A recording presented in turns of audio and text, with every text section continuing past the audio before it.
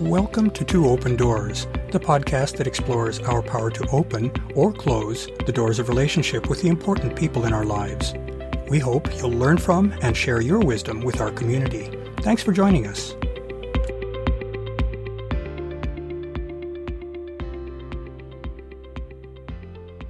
In her wonderful and informative new book, Come Together, the sex educator Dr. Emily Nagoski extends the lucid understanding of how sex works that she delivered in Come As You Are. In this episode, I'd like to share and comment on an observation that I believe is relevant to all thinking adults who wish to determine the course of their own sexuality. That is, the notion of sexual imperatives. Because human sexuality is a powerful force, every society creates expectations and limitations around how its citizens enact their sexuality. Those bounds and expectations can and do vary widely across societies. As an example, some societies, such as that in Nigeria, are vehemently intolerant of homosexuality. Those who express homosexual tendencies there can face persecution or even death. In contrast, Iceland is very relaxed about homosexuality and is accepting of LGBTQ individuals in general. In considering U.S. society, it's clear that there are some strong and rigid perspectives regarding sexual expression in at least significant segments of the population, for example, many religious groups. Emily Nagoski describes these perspectives as embodiments of sexual imperatives, or behavioral norms, constraints, and guidelines that determine how sex is to be conducted and who gets to participate in it. Building on the set of imperatives identified in the book Mediated Intimacy, Sex Advice in Media Culture by Meg John Barker, Rosalind Gill, and Laura Harvey, Dr. Nagoski calls out the following broad imperatives. First is the coital imperative. Then there's the variety imperative, the performance imperative, the confidence imperative, the pleasure imperative, the sex imperative, the relationship imperative, monogamy imperative, the desire imperative, and the body imperative. Let's look at each of these in turn. First, let's consider the coital and variety imperatives together. When the idea of having sex is presented to many people in our culture, their resulting mental image is often that of penis in vagina, or PIV, sex.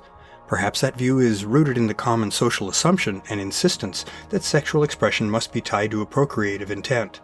Regardless, that narrow view of sex is embodied in the coital imperative. Note that the imperative inherently assumes that sex takes place within heterosexual couples, and it telescopes the immensely diverse ways in which partners can share sexually into one particular action, that is, PIV penetrative sex. Such a view discounts or even invalidates sexual exchanges that occur between partners who aren't cisgender or male-female. It also downplays other commonplace and mutually satisfying modes of sexual expression, such as manual, oral, or anal sex, or sharing kink and fetishes. In contrast with, and in potential contradiction of, the coital imperative, the variety imperative insists on the importance of maintaining a wide variety of activities in the course of a sexual exchange. That variety includes the manual, oral, or anal sex acts that are de-emphasized by the coital imperative. The importance of this imperative, though, is that it basically prescribes and demands such variety in any valid sexual exchange. Let's turn now to the performance and confidence imperatives. The performance imperative positions sex almost as a sports competition in which partners seek to win. Such a perspective effectively turns sex into work, into an activity in which skills must be honed in order to achieve one's sexual goals. Equally importantly, it induces each sexual partner to focus on how they're doing and on how well they're playing the game of sex. Needless to say, that focus on self comes at the expense of focus on and connection with one's partner. Given that consequence, the performance imperative works diametrically against creating the depth of emotional and physical connection that lies at the heart of mutually enjoyable sex. Both initiating sex with a partner and participating in a sexual exchange with openness and ease can be challenging for many or most people, at least at times. The confidence imperative underscores the social desirability of being confident and assertive in the pursuit of sexual opportunities. Like the performance imperative, the confidence imperative lays out rigid and potentially unattainable shoulds for how a person participates in sexual exchanges. The prescriptive nature of both of these imperatives can introduce pressure and anxiety into the sexual component of a relationship. Turning next to the pleasure and sex imperatives. The pleasure imperative assigns value to sex as a source of pleasure, while positioning pleasure as a major motivator for entering into a sexual exchange. Such a perspective centers a person as the recipient of pleasure, reducing focus on the importance of providing pleasure for their partner. It also at least implies that sex that isn't intensely pleasurable is less than complete. The sex imperative entrenches the pleasure imperative by demanding that the participants in an intimate relationship should want and enjoy sex. While that's the case for many people, the sex imperative leaves little room to account for people who are asexual to varying degrees and thus not especially focused on sex. Let's consider the relationship and monogamy imperatives. The relationship imperative attributes value to a person's being in an intimate relationship because that relationship context is believed to make sex better, presumably in the sense of being more enjoyable and satisfying. Of course, the flip side of such a positioning is that sex without the commitments and constraints of being in a relationship is not seen as fully legitimate. That's an assertion that many might dispute, given that relationships develop over a period of partner familiarization, and sex is likely to find expression throughout that potentially extended period.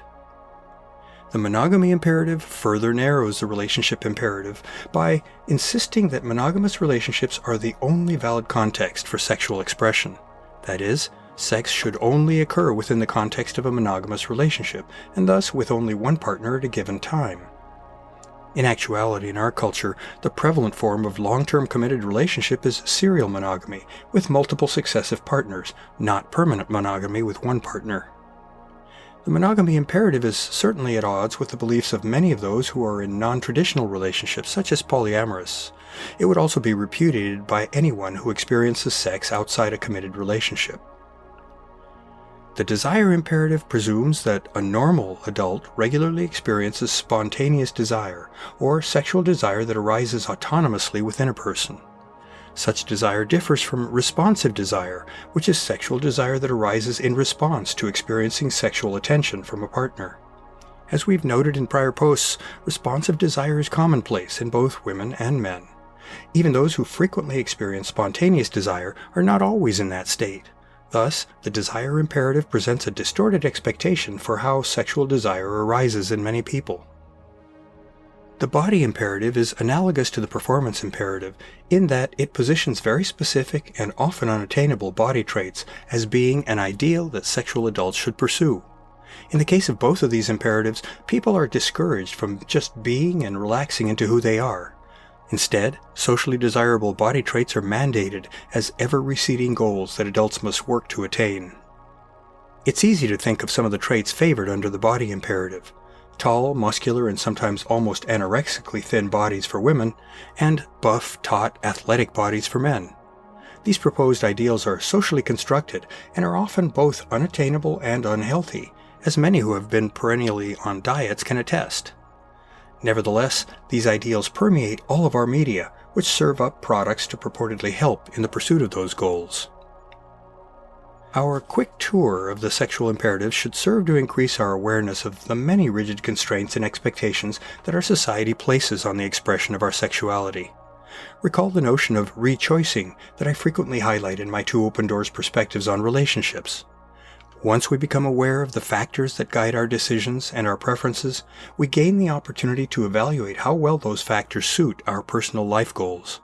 That evaluation can then lead us to change or even replace those guiding factors. In thinking about the sexual imperatives that society lays on us, we may decide that there are other ways of being sexual that better suit us. For example, we may come to realize that sex is a vehicle for giving one another the gift of pleasure, rather than a yardstick for gauging our sexual performance and our self-worth. We may also come to see the traditional default relationship style of monogamy as being but one of several possible ways of creating vibrant and satisfying committed relationships with others. Awareness and the ensuing possible rechoicing thus offer us paths to self-liberation and self-determination. Those, in turn, are tools to further our personal growth and evolution. To learn more about Two Open Doors and to engage with our community, I'd like to invite you to visit the Two Open Doors private Facebook group for posts and discussion, and the Two Open Doors meetup group for events. I also invite you to contact me directly by writing to me at Claude, CLAUDE, @twoopendoors.com. I'd love to hear from you, and I'll use your inputs to guide my work on future blog posts and podcast episodes. Thanks for visiting Two Open Doors.